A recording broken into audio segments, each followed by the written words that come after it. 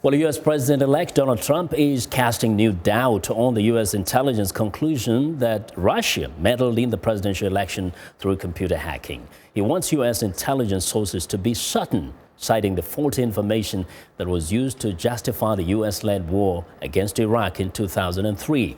VOA's Michael Bowman has more on the sanctions against Russia over its computer hacking and alleged election interference.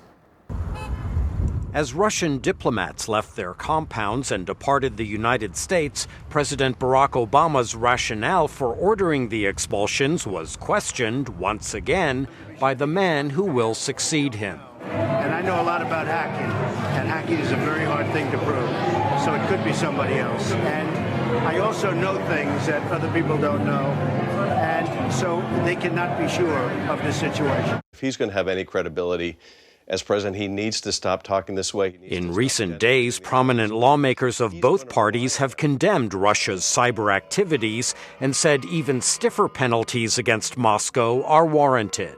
This is the overwhelming judgment of the intelligence community. And frankly, all of the members of the intelligence committees in Congress, Democrats and Republicans, none of us have any question about this.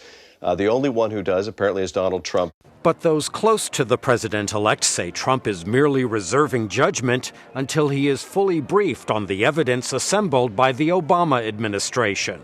And they note that Russia is not the only country mounting cyber attacks. In 2015, China took over 1 million records, sensitive data, people like me who had worked in the government at any time, classified our personal information, where we live, things that we had written down on our applications or on our security clearances, and not a White House statement wasn't even issued.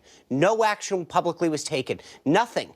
Scooping up U.S. government employment data is different than making public sensitive communications during an election season, according to lawmakers. Here's what's different about what Russia did. They didn't just steal data. They weaponized it. They dumped it during an election with the specific intent of influencing the outcomes of that election and sowing discord in the United States. That is not something China has ever done. Russian President Vladimir Putin did not announce any immediate retaliatory measures against the United States, earning praise from Trump. And hopefully we're going to have great relationships with many countries, and that includes Russia, and it includes China. As matters now stand, when sworn in as president, Donald Trump could see more eye to eye with a foreign head of government than he does with the man he replaces in the Oval Office. Michael Bowman, VOA News, Washington.